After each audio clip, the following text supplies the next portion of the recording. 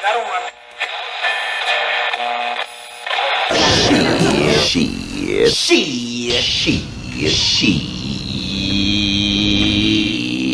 Radio.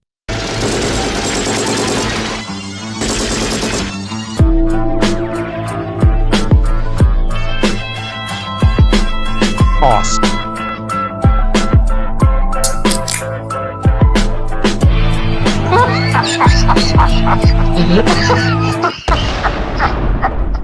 Ladies and gentlemen, welcome to the latest episode of Shit Radio. I'm joined by Frans tonight.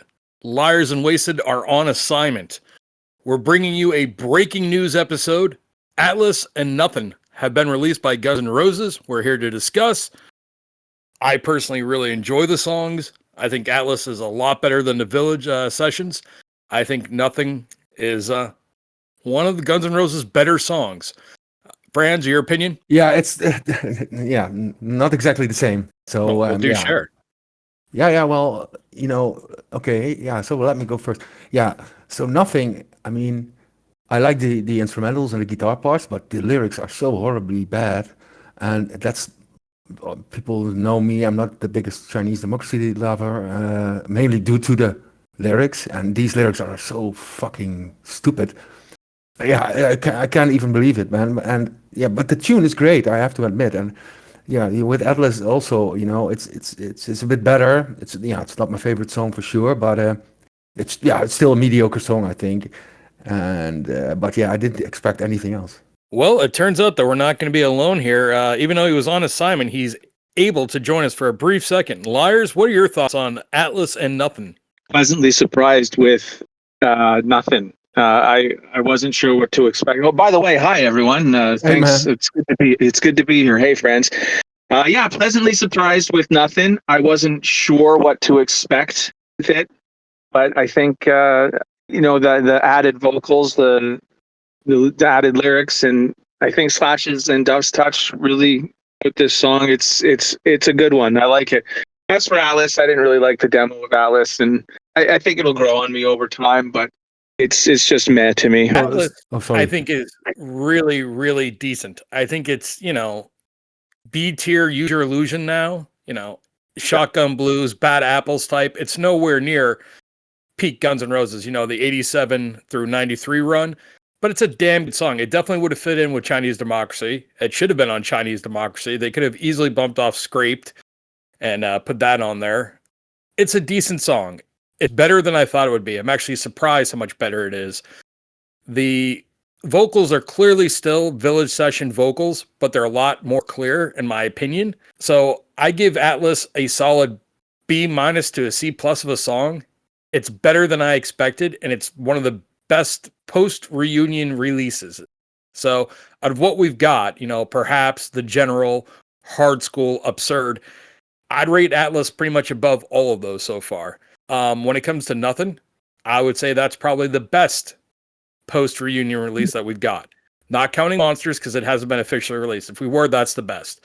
But Nothin, the instrumentals on it alone are superior. Once again, it's Brain on drums, which is hilarious. So, the new guy doesn't even get, Isaac Carpenter doesn't even get to be the drummer on here, and Frank just never gets to be the drummer. So, Brain's still the one working on drums. Coran the Butcher is still working on the mixing and the editing, which, boy, you can hear that in the songs, because I don't think they're mixed very well. No, they're a fucking brick wall, man. And they seem to have some sort of distortion on purpose, all those songs. By the way, I do agree, Monsters, if I had to pick the best one, it would be Monsters. But anyways, again, about the lyrics, for this Nothin. I mean, it's like 6-year-old kid rhyme shit, man. I mean, it says, nothing I could see that would mean more to me. What you are to me, oh my love. There's nothing I could see that would mean more to me. I mean, that's like kid stuff, man. I mean, don't you see that, or am I crazy? I mean, no. People might think I'm based. No, Axl's not writing good lyrics. It's clear. Like, he hasn't been writing good lyrics now for a long time. Even on Chinese Democracy, half the songs are very poor lyrics. One thing about Nothin that I don't think many people are thinking about. And I want to give Shacklemeyer credit over our GNR Evo for pointing it out. Even though I heard about a week ago, maybe 2 weeks ago from somebody, they said, hey, Nothin might actually be down by the ocean. And I said, all right, well, I'm going to hold off on the unreleased Chinese Democracy definitive list of songs that I've been working on badapplesforum.com. I got a complete list up there of a lot of factual information, evidence, and we've had a lot of people contribute to it. So I wanted to wait till I heard nothing to really tell anyone that. But before I could even do that, I see Schachlermeyer was pointing out that, hey, look, Down by the Sea. It's like, yeah, this could have been something that Duff and Izzy were originally working on instrumentals. Because if you even listen to the Village Session version of Nothing, it's just keyboards and Axl. There was no bass, there was no guitar, there was no drums. So I'm leaning towards the possibility that Down by the Ocean, the like guitars, the bass, the drums, or percussion to be more accurate, were actually something that Duff and Izzy worked on back in the day, which would mean 2 of the 6 songs we've got are old Guns N' Roses songs, because Hard School, aka Jackie Chan, was an old Guns N' Roses song. Now, if Nothing is possibly Down by the Ocean, that's your second old Guns N' Roses song. So that's interesting to me. I don't know if you guys have thought or considered that. Have not, but I like it. I can see that if it was called that way, because in the lyrics are also he's saying, because sea is rhyming with me, and also he's talking about the restless sea, and he's talking about the stormy sea. So yeah, that makes sense that it was the working title. And we all think the instrumental is really, really good. Now, I don't think Izzy had anything to do with the lyrics. I think this is just from Duff and Izzy fucking around doing instrumentals for Axl and sending them in going, here's the DAT tapes, see what you can make out of it. And that's why the lyrics are, the lyrics. They're not Izzy lyrics, they're Axl lyrics. But just how it sounds, the instrumentals and how good they are, it sounds like, someone who understands Slash. Even though Fink is credited on this. So for the Robin Fink guy who keeps spamming nonsense on our YouTube channel, hey, congratulations, buddy. You got one that Fink's actually credited on. Yeah. Keep Dreamin' is the guy's name. He's been spamming the forum lately, and I figured I'd give you a shout out there. Quick dream, keep dreaming, and we appreciate the support, but we get it. You're a big Robin Fink fan, and that's cool, man. But the instrumentals are great on Nothing. The lyrics aren't too bad. You got to imagine those vocals are probably done 2006, 2008, most likely 2006 when he's in New York, because on the CD2 BlackBerry track list that got leaked back in 2011 when they had all the we're not going to name his name, but it was a big hub to do about information and potential autobiographies and tours, and the CD2 track listing that got leaked from the BlackBerry thing. Nothing was on that, and actually spelled the way that it got released, which is still immature and completely idiotic. But you can tell it's a real Guns N' Roses song that way. So let me ask you, how much work do you think they have put in these 2 new songs compared to the songs that they were having already? I mean, yeah, how much effort went into it? Slash and Duff, I imagine, actually went in and worked on them. Axl? Yeah, okay. No, I don't think Axl's touched anything.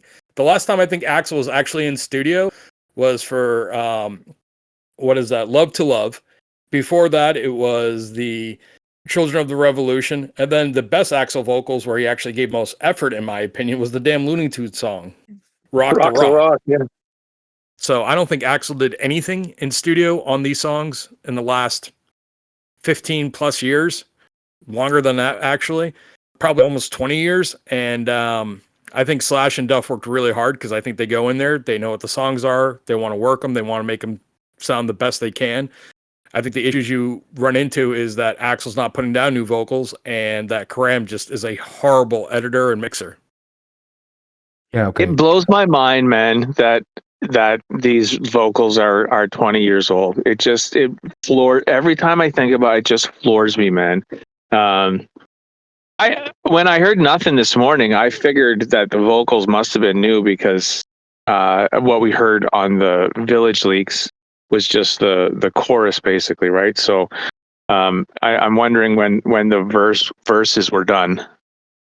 Well, you could look at Better for an example, or The General, or Monsters, and know that he did more work. So he was in studio in 02, he was in studio in 03, 04 we know he's not really in studio at all.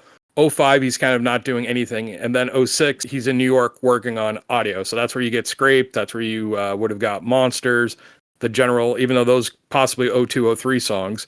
Better was done sometime in 02. So we don't even By the have way- the complete Village session disc either. So it's not like we have all the information in front of us to make a accurate.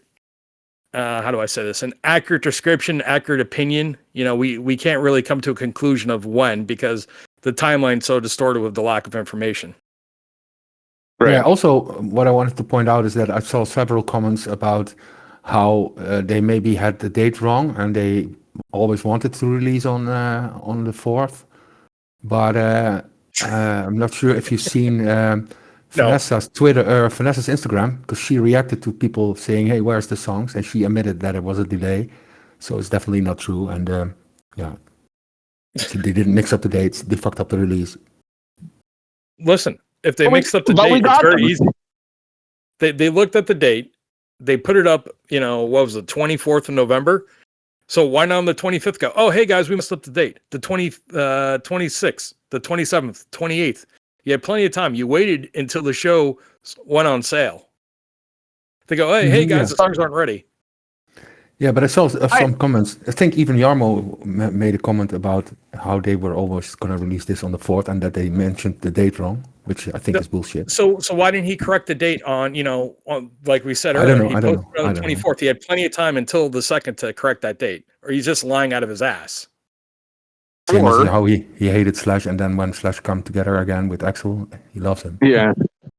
I think I wouldn't be surprised if what happened was Fernando went into Axel's office or whatever and said, "Hey, boss, I forgot to submit the tapes to the record company." You know, I don't know if I don't know. There's conjecture on my part, but I would not be surprised in the slightest if that's what happened. He was Yeah, probably watching A-porn and then forgot about it. Yeah. But according Yeah. to people who know these things, for the songs to be uploaded on iTunes, Apple Music, or Spotify, they have to be delivered to those platforms a week in advance. They do. So for the songs to be able to be launched today, that means a week ago that these companies had to have them. Yeah, So well, they that's know. what I'm getting at. That's what I'm getting at. Is that he? destroys the whole narrative Sorry. that they're trying to put out that, oh yeah, it was always intended on the 4th. Well, listen, guys, you knew that you had to send it a week beforehand Yeah. to these platforms for them to be up. So you knew that, hey, we didn't send it in time for the 2nd, but 2 days later we sent them. You guys could have easily updated that as soon as you sent them over. Go, hey guys, sorry for a delay. It's only going to be 2 days. Listen, fans, we really love and care for you. Thank you for supporting us. We just want to be transparent and honest with you. Instead, they didn't do that. They waited till tickets went on sale. Okay. And Right. folks, we're going to put this episode out. I saw some people going, hey, you guys said that I didn't need to have the pre-sale, the night train code to get in there. Log into Ticketmaster. You can get around that by just logging into Ticketmaster. I read many comments on my GNR and GNR Reddit that people who logged into Ticketmaster, they could buy tickets that weren't pick tickets. They weren't VIP tickets. They were just your standard tickets. The only thing they had to do was just log in. And as soon as that happened, they were able to pick out their tickets and their seats. Yeah, So, yeah. Unbelievable.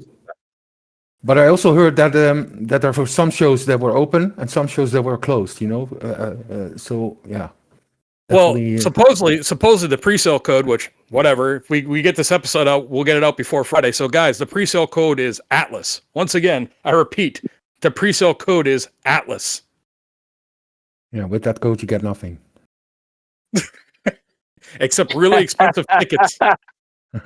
Really expensive tickets and So- Mickey Mouse singing to you.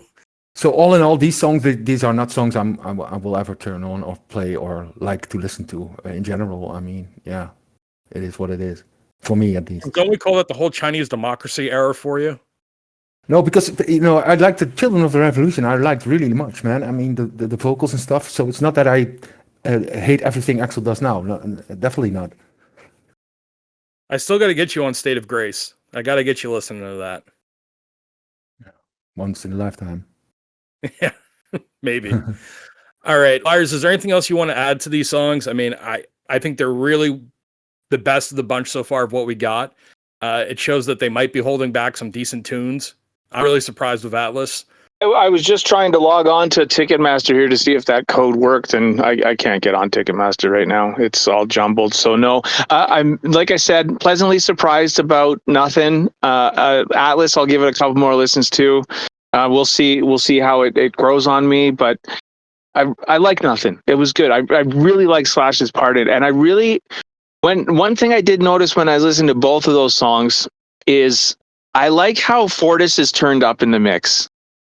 You can hear Fortis. That was a big problem with Izzy when he was in the band, is that you could hear him, but it wasn't exactly clear.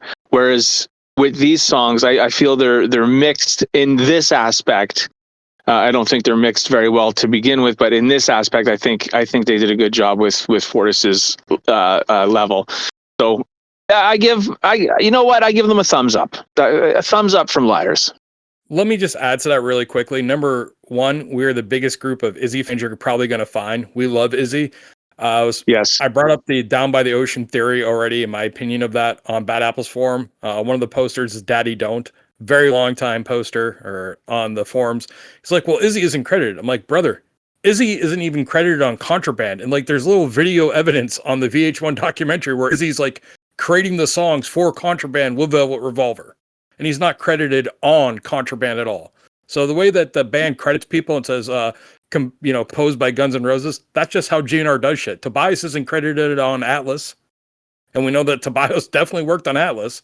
So I just wanted to throw that out there. Number two, Richard Fortis is an incredibly good guitar player. I've seen him live with Guns N' Roses. He's great. I enjoy him. He's one of the best members of New GNR there ever was. Big time Richard Fortis fan. He's great with the band. I really would love to see what they could do if they ever wanted to do fresh material. We don't think that's going to happen. But I think him and Slash have a really good groove together, and he works incredibly well with the band. Like, him and Isaac Carpenter would be a really good instrumental to go with Slash and Duff on any new music if Axl would get off his lazy ass and actually do it. Right. Yeah, I agree. Frans, your opinion on the songs and what I just said? Yeah, well, I agree with you that he's a good player, indeed, for sure. And but all in all, like I said, man, yeah, it's mainly the lyric for me that ruined the song more. Yeah, and it's basically also, yeah, if it's not good enough to land on Chinese Democracy, yeah, it can't be much for me at least. That doesn't count. There's some Chinese Democracy songs like Scrape that are just, or Scraped, Scrapped, whatever the hell they want to call it. Scraped is like one of the worst Guns N' Roses songs ever. I've deleted off all my music. I just can't hear it. It's just a piece of shit. Like I said earlier, I give Atlas a C- to a B- or C+ to a B-. I think it's a pretty damn good song. It's a B list off of Use Your Illusion, in my opinion, like that kind of quality. Or a B-side. It's not bad. I would go as strong as to give Nothing A-. I think it's the best of what we've gotten. And I'm not going to complain. New Guns N' Roses music, it's something that's very rare these days. And even though it's, 25 years old or 20 years old, it's still new to us. And I'm enjoying it. I'm glad it's out there. Do I think it's going to put asses in the seats? Probably not. But hey, it's nice for us fans to have. So one more thing, please.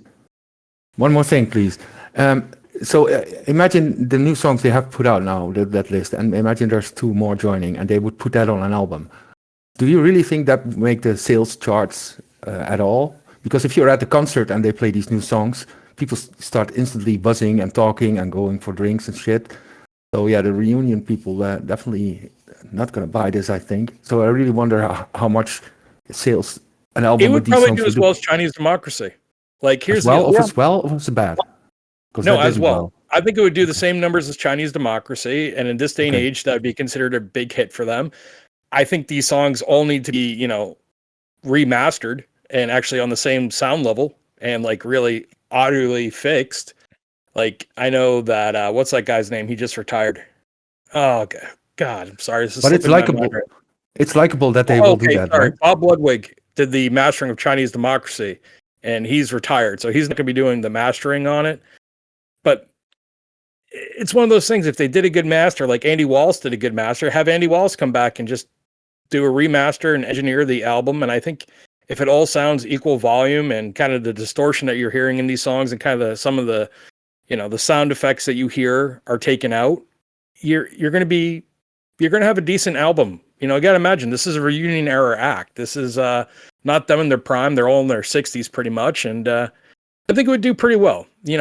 It's not saying that it's not going to sell 10 million albums. It's not going to sell 5 million albums, but could it sell 1 million+ albums? Absolutely. Okay. You know, it depends Well, on the quality of the other two songs. but it's likable that they Normally, will go this way, right? Put out two more songs and then release an album with those songs, like Monsters. I think they got a little bit more than 2 left. Okay. Me and Wasted are working on something right now. We've kind of figured out what's left in the locker with actual, assumptions. You know, they're theories, but we have a little evidence to back them up. So we've come up with, a decent amount of tracks, enough for CD2 to exist. Okay. Well, on that note, I think we're going to end this episode here. We really want to thank you. And Liarz, since you're here, why don't you take us out? Sure thing. Thanks for listening, everyone. Really appreciate it.